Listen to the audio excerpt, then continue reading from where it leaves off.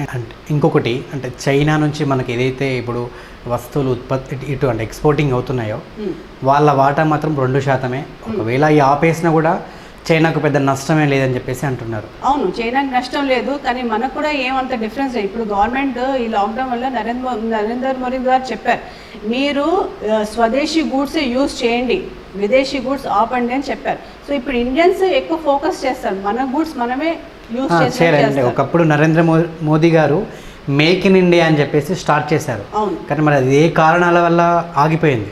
So అదే make in India అనేది నరేంద్ర మోదీ గారు ఎప్పుడైతే అది స్టార్ట్ చేశారో అది ఇప్పటి వరకు అట్నే కంటిన్యూ చేసుకుంటూ వచ్చి ఉంటే మన ఒక దేశం మీద అంటే ఆధారపడి ఉండకుండా ఉండేవాళ్ళేమో. అవును, కరెక్ట్, మీరు చెప్పిన పాయింట్ కరెక్టే. కానీ ఇప్పుడు ఇండియన్స్ కొంచెం అవేర్నెస్ వస్తుంది, ఎందుకంటే ఇప్పుడు సడన్ గా కంటిన్యూస్ గా ఆల్రెడీ ఎకానమీ డౌన్ అయి ఉంది. ఒక హెల్త్ ఇష్యూగా కూడా మనం ఇండియన్స్ చాలా సఫర్ అయ్యాం, చాలా బిజినెస్ లాస్ అయ్యి. ఇప్పుడు సడన్ గా వార్ అంటే అందరు ఇండియన్స్ యాంగ్రీగానే ఉన్నారు. సో ఎందుకు మనం వాళ్ళ ప్రోడక్ట్స్ మనం తీసుకోవడం, why we should take products from other country. We will only develop, కొన్ని మెషినరీస్ డెవలప్ చేసి అక్కడ నుంచి వచ్చే ప్రోడక్ట్స్ మనమే డెవలప్ చేసుకుంటాం.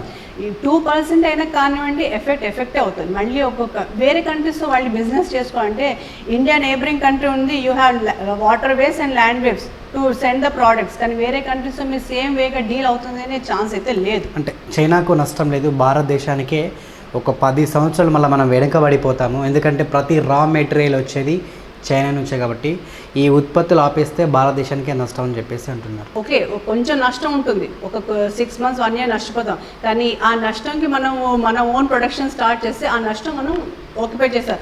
ప్రొడక్షన్ మనమే స్టార్ట్ చేస్తే మనం ఎంప్లాయ్మెంట్ చూపించగలుగుతాం. మ్యానుఫ్యాక్చరింగ్ యూనిట్ స్టార్ట్ అవుతే మనమే మన యూత్కి మనం మ్యానుఫ్యాక్చరింగ్ చేసే వాళ్ళకి ఎంప్లాయ్మెంట్ ఇస్తాం. ఆ ఎంప్లాయ్మెంట్ మన కంట్రీకి ఎకానమీ పెరుగుతుంది. ఇన్స్టా వేస్టింగ్ ద 2%, ఆ 2% ఏమైనా కానివ్వండి మన కంట్రీ డెవలప్ అవుతుంది. సో ఎఫెక్ట్ ఉంటుంది, కానీ వాళ్ళకి అది ఉండాలి. నేను పక్కన నేబరింగ్ కంట్రీతో నేను ఎందుకు ఇచ్చేసుకోవాలి. And India is talent of pool, మన యూత్ వచ్చేసి టాలెంట్ ఆఫ్ పూల్. ప్రతి ఇండియన్కి ఒక టాలెంట్ ఉంది, ఆ టాలెంట్తో వాళ్ళు ఇక్కడే మ్యానుఫ్యాక్చరింగ్ యూనిట్ స్టార్ట్ చేస్తారు, ఇక్కడే ప్రొడక్షన్ యూనిట్ స్టార్ట్ చేస్తారు. ఆ ప్రోడక్ట్స్ ఇక్కడే వాళ్ళు డెవలప్ చేసుకునే కాన్సెప్ట్తో వస్తారు. అది ఎఫెక్ట్ అవుతుంది. పెయిన్ ఉంటే దాని సొల్యూషన్ కూడా ఉంటుంది. అంటే ప్రతి సెక్టర్లో అంటే ఒక మ్యానుఫ్యాక్చర్ లేకనే ఇండియా వెనకబడిపోయి డెవలపింగ్ కంట్రీగానే ఉండిపోయింది అంటారా? లేదు సార్, డెవలపింగ్ కంట్రీ అని చెప్పి ఇప్పుడు మనం డెవలప్డ్ కంట్రీ అయితే కాదు, ఇండియా డెవలపింగ్ కంట్రీ లాగానే ఉంది. ఇంకా మిగతా ఇప్పుడు యుఎస్తో, చైనాతో, జర్మనీ, రష్యా ఇవన్నీ డెవలప్డ్ కంట్రీస్. సో మనది ఇంకా మనం డెవలపింగ్ కంట్రీగానే చెప్పుకుంటున్నాం. అంటే మన దగ్గర మ్యానుఫ్యాక్చర్ లేకనేనా?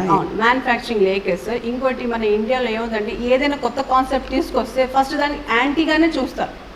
కొంచెం అది యాంటీగా కాకపోతే అరే మన కంట్రీ డెవలప్మెంట్కి వీళ్ళు ఏదైనా కొత్త స్టెప్ వేస్తే కొంచెం అది యాక్సెప్ట్ చేయాలి. అది యాక్సెప్ట్ చేస్తే మనము డెవలపింగ్ కంట్రీ కాకుండా డెవలప్డ్ కంట్రీ అయ్యే ఛాన్స్ ఉన్నాయి. సో ఆ యాక్సెప్టింగ్ రావట్లేదు. ఆ యాక్సెప్టింగ్ ఎప్పుడు వస్తుంది? మన యూత్లో, మన ఎగ్జిస్టింగ్ పాపులేషన్లో డెఫినెట్గా ఇండియా మ్యానుఫ్యాక్చరింగ్ స్టేట్ అయ్యి చాలామందికి జాబ్స్ చూపిస్తారు. ప్లస్ మనకు ఇంపోర్ట్ చేసుకునే అవసరం అయితే ఉండదు. 1967 వార్లో కూడా సెప్టెంబర్ 15 నుంచి అక్టోబర్ 1 వరకు, సో ఆ గొడవలు అలాగనే కంటిన్యూస్గా 15 రోజులు జరిగాయి. సో అలా జరగడానికి అసలు ఏంటి మెయిన్ రీజన్ ఏంటి? ఎందుకు అలా కంటిన్యూస్గా? ఎందుకంటే చాలామందికి తెలియదు. అది ఎందుకు అంత హైలైట్ చేయలేదంటే అది అక్కడక్కడే వాళ్ళు కంట్రోల్ చేశారు. మన రిలేటెడ్ అప్పుడు ఉన్న గవర్నమెంట్ అది హైలైట్ చేయకుండా అక్కడే వాళ్ళు కంట్రోల్ చేసి పెట్టారు. కానీ అది కూడా చాలా రోజులు 15 days నాన్ స్టాప్గా జరిగిన అది war. It's a war like only 88 Indians lost their lives and nearly 168 members got injured. So simultaneous China కూడా అది ఎఫెక్ట్ పడింది. కాకపోతే చైనా తర్వాత బ్యాక్ స్టెప్ వేసేసారు. So they have clear that Nathula valley at that time. Yes, Nathula అనమాట. So 15 daysలో ఇది clear చేసేది. అప్పుడున్న సిక్కిం స్టేట్, అవును, సిక్కిం బార్డర్లో. సో ఇది అక్కడ కంట్రోల్ చేసి వాళ్ళు చేసేసారు. 15 days సొల్యూషన్ చేశారు. ప్లస్ అప్పుడు వాళ్ళు చేయడం ఎంత రాంగ్ అంటే నైట్ పడుకున్న సోల్జర్స్ పైన అటాక్ చేశారు చైనా వాళ్ళు. అది ఎంతవరకు కరెక్ట్ చైనా చేయడం? So that was totally wrong. So అది వాళ్ళకు ఇండియన్స్కి భలే కోపం వచ్చింది ఆ టైంలో. మళ్ళీ ఇండియన్ ట్రూప్స్ అక్కడ వెళ్ళి 15 days అక్కడ లైన్ ఆఫ్ LAC దగ్గర కంట్రోల్ చేసి 15 daysలో కంట్రోల్ చేశారు. ఆ తర్వాత వాళ్ళు చిన్న చేస్తూనే ఉన్నారు. కానీ ఈసారి కొంచెం ఎక్కువే చేశారు. ఏదో వాళ్ళు చూపించుకోవాలని చేశారు. ఒకటి వైరస్ స్ప్రెడ్ చేసి ఒక పెద్ద మిస్టేక్. వాళ్ళ డాక్టరే చెప్పారు ఈ వైరస్ చాలా స్ప్రెడ్ అవుతుంది అంటే ఆ డాక్టర్కి సూసైడ్ చేసినట్టు వాళ్ళు ఏదో చనిపోయారని చెప్పి చూపించారు. కానీ no, he was done something like that, he gave his life. అది వైరస్ బాగా స్ప్రెడ్ అయింది. స్ప్రెడ్ అయ్యి ఎన్ని countries, not only India, other countries, యూఎస్ఏలో ఎంతమంది చనిపోయారు ఈ వైరస్ వల్ల. డాక్టర్స్ ఎఫెక్ట్ అయ్యారు, కామన్ మ్యాన్ ఎఫెక్ట్ అయ్యారు. సో ఈ ఎఫెక్ట్ ప్లస్ ఇది ఎఫెక్ట్. సో యూఎస్ కానివ్వండి, జర్మనీ, రష్యా ఎవరైనా కానివ్వండి, very angry with China. Coming to Shri Sai defence academy, ఇక్కడ మీరు ఎలాంటి స్టూడెంట్స్ని అంటే తీసుకుంటారు? సో దానికి అర్హులు కావాలంటే ఎలాంటి క్వాలిఫికేషన్ ఉండాలి, క్వాలిటీస్ ఉండాలి? సో ముందుగానే అంటే మీరు వాళ్ళని పరిశీలించి తీసుకుంటారా అసలు ఏంటి?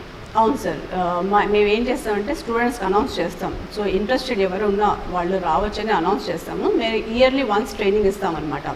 సో దానికి కావాల్సిన basic qualification 10th class, intermediate. So intermediate MPC ఉన్న స్టూడెంట్స్కి చాలా పొజిషన్స్ ఉంటాయి, అది ఆర్మీలో, నేవీలో, ఎయిర్ ఫోర్స్లో. సో మోస్ట్లీ స్టూడెంట్స్ అట్రాక్ట్ అయ్యేది ఏంటంటే ఆర్మీకి వెళ్ళాలని పెద్ద ప్యాషన్ ఉంటుంది వాళ్ళకు. అది బై బర్త్ ఉన్న ప్యాషన్, అది నిన్న మొన్న వచ్చే ప్యాషన్ బై బర్త్. సో మా ఇన్స్టిట్యూట్లో ఎవరైనా రావాలనుకుంటే ఫస్ట్ బేసిక్ క్వాలిఫికేషన్ 10th వాళ్ళు ఒక సర్టన్ హైట్, ఒక 170 సెంటీమీటర్స్ హైట్ ఉండాలి. ఫిజికల్గా ఫిట్ ఉన్న స్టూడెంట్స్ తీసుకుంటాం. ఈ స్టూడెంట్ ఏ ప్లేస్ నుంచైనా రావచ్చు, అది తెలంగాణ నుంచి అయినా రావచ్చు, ఆంధ్ర నుంచి, any state people are most welcome to join with us. ఈ జాయిన్ అయిన స్టూడెంట్స్ డిటర్మైండ్ ఉన్న స్టూడెంట్సే చేయగలుగుతారు. అంటే పేరెంట్స్ ఫోర్స్ఫుల్గా ఉన్న వాళ్ళకు ఆ స్టూడెంట్స్ చేయలేరు. ప్లస్ ఇంట్రెస్ట్ ఉన్నవాళ్ళు, కష్టంకి యాక్సెప్ట్ చేసి నేను చేయగలుగుతాను, ఒక స్టూడెంట్కి సెల్ఫ్ కాన్ఫిడెన్స్ ఫస్ట్ ఉండే స్టూడెంట్ని మా దగ్గర జాయిన్ అవ్వగలుగుతారు. Self confidence. నెక్స్ట్ ఏంటంటే నేను రియల్గా ఎన్ని ప్రాబ్లమ్స్ వచ్చినా నేను ఫేస్ చేస్తాను అని ఆ స్టూడెంట్సే జాయిన్ అవ్వగలుగుతారు అనమాట.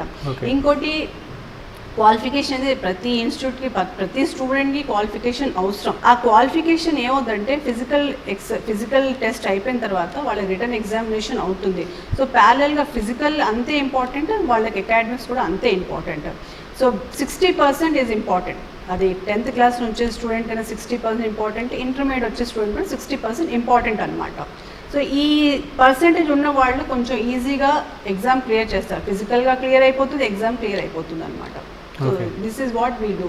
కొంచెం కూడా డిఫెక్ట్ ఉన్న వాళ్ళు, కొంచెం ఐసైట్ ఉన్న వాళ్ళకి మేము తీసుకోము. న్యాచురల్ ఆర్గన్స్ ఏమైనా ప్రాబ్లం ఉంటే వాళ్ళకి తీసుకోము. ఫింగర్స్ చిన్నగా ఉండడం, వాళ్ళకు ఫ్లాట్ ముందే టెస్ట్ చేస్తారు ఫిజికల్గా కూడా. ఫిజికల్గా అంటే మీరు జాయిన్ అయ్యే ముందు కూడా టెస్ట్ చేసి తీసుకుంటాం. టెస్ట్ చేసి, ఎందుకంటే స్టూడెంట్స్కి మేము అందరికీ తీసుకుంటే మేము ఇన్జస్టిస్ చేసినట్టు. మేము ఒక స్టూడెంట్కి కెరియర్తో మేము ఆడలేం. We cannot play with the students feelings, we cannot hurt the student. ఎందుకంటే బయట చాలా అకాడమీస్ ఇలాంటి టెస్ట్లు ఏం చేయకుండా డబ్బుల కోసం అని చెప్పేసి చాలా ఇన్స్టిట్యూషన్స్ చేస్తున్నారు సార్. నేను రీసెంట్గా కూడా ఒక వీడియో చూశాను. ఆ వీడియోలో ఒక స్టూడెంట్, నాట్ ఈవెన్ 23 years కూడా కాదు, బివి రమణ అని క్యాండిడేట్, తను ఏం చేశారంటే సమ్ 900 స్టూడెంట్స్కి తీసుకొని వాళ్ళకు ట్రైనింగ్ ఇస్తాను, some crores he has taken. అది చాలా రాంగ్ అట్లా చేయడం. దాంతో ఒక స్టూడెంట్స్కి నమ్మకం, వేరే ఇన్స్టిట్యూట్స్ పైన కూడా నమ్మకం పోతుంది. అలా చేయొద్దు. మీరు ఏదైనా ఉంటే మీరు హార్డ్ వర్క్ చేయండి. సక్సెస్ఫుల్ అవ్వాలంటే మీరు ఏ హార్డ్ వర్క్ చేయకుండా నేను లక్షలు తీసుకుని చేయడం చాలా తప్పు అనమాట. అండ్ ఇంకోటి, నెంబర్ ఆఫ్ స్టూడెంట్స్కి ఆర్మీలో, ఎయిర్ ఫోర్స్లో, నేవీలో చేయాలన్న ఇష్టం అనేది చాలామందికి ఉంటుంది. అవును, కొందరు డేర్ చేయలేరు, కొందరు ఏంటంటే ఇప్పుడు అకాడమీ దాకా వచ్చి నాకు ఇంట్రెస్ట్ ఉందని చెప్తారు. కాకపోతే నేను వెళ్ళి జాబ్ చేయగలనా లేదన్న ఒక భయం అనేది కూడా ఉంటుంది.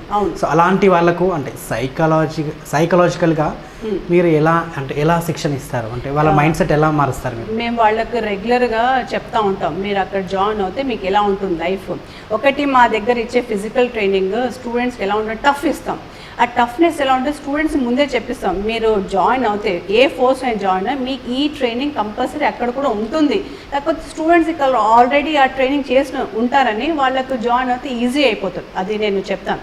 సెకండ్, ఇక్కడ వచ్చే స్టూడెంట్స్ ఇంటర్మీడియట్ కంప్లీట్ అయిన స్టూడెంట్స్ ఉంటారు. యాజ్ ఎ టీచర్ లాగా నేను వాళ్ళకి చెప్తూనే ఉంటాను, మీరు ఇక్కడ ఇంటర్మీడియట్ అయిపోయింది, మీరు ఫర్దర్ స్టడీస్ జాయిన్ అయిన తర్వాత you can go for higher studies.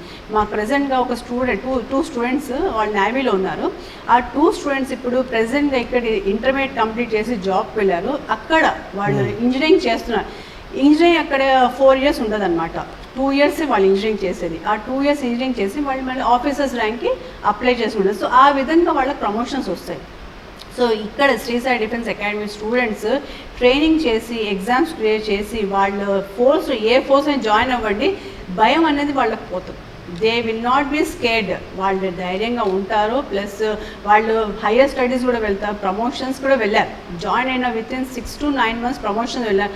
మా స్టూడెంట్స్ కొంతమంది స్పోర్ట్స్ కోటాలో కూడా ఉన్నారు. ఆ స్పోర్ట్స్ కోటాలో ఉన్న స్టూడెంట్స్ కూడా అక్కడ వెళ్ళి మ్యాచెస్ పర్ఫామ్ చేసి వాళ్ళు విన్ అయ్యి మాకు ఇన్ఫర్మేషన్ పాస్ చేశారు. We have done this, we have got this అని కూడా చెప్పారు. So Sri Sai defence Academy students failure అనేది వాళ్ళు ఇంకా ఉండదు, ఓన్లీ ప్రాస్పారిటీ అనే ఉంటుంది వాళ్ళు. ఓకే, వన్స్ మీ అకాడమీలో జాయిన్ అయ్యాక సో వన్స్ ట్రైనింగ్ టైంలో ఒకవేళ మేము మాకు ఇష్టం లేదు, మేము మా వల్ల కావట్లేదు అని బయటికి వెళ్ళిపోవాలనుకుంటే ఒకవేళ పారిపోయినా కూడా సో అలాంటి వాళ్ళు మళ్ళీ మీరు తీసుకొస్తారా లేకుంటే డైరెక్ట్గా వెళ్ళిపోని చెప్తారా? లేదండి, తీసుకొస్తాం. కొంతమంది స్టూడెంట్స్ భయపడతారు, కొంతమంది భయపడతారు, ట్రైనింగ్కి భయపడతారు, తట్టుకోలేక, ప్లస్ ఇక్కడ ఎగ్జామ్స్ కొంచెం ఉంటాయి. దాంతో మా దగ్గర నో ఫోన్స్. అసలు ఇప్పుడు ఉన్న జనరేషన్కి ఫోన్స్కి చాలా అడిక్ట్ అయి ఉన్నారు. అట్లాంటి స్టూడెంట్కి వితౌట్ ఫోన్ ఉండండి 8 days మా దగ్గర ఎవ్రీ సండే ఫోన్స్ ఇస్తాము.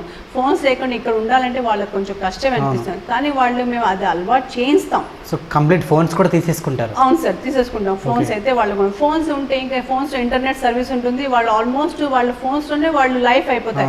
వాళ్ళు వచ్చింది దేనికోసం మా ఇన్స్టిట్యూట్కి? వాళ్ళు వచ్చింది జాబ్ రావాలి, ట్రైనింగ్ కోసం వచ్చారు, చదువు కోసం. దానిపైన వాళ్ళు ఫోకస్ చేస్తే మేము పెట్టే అప్లికేషన్స్కి కొంచెం వాల్యూ ఉంటుంది. సో వాళ్ళు జాబ్ వెళ్ళాలనే కాన్సెప్ట్తో ఉంటే ఫోన్స్తో దూరం ఉండాలి. No phones, no television, morning physical activities, remaining day exam, ఆ తర్వాత మళ్ళీ వాళ్ళకి ఫిజికల్ యాక్టివిటీ. మోస్ట్లీ స్టూడెంట్స్కి ఇదే అనమాట వాళ్ళ లైఫ్. మా అకాడమీలో అదే వాళ్ళకి లైఫ్.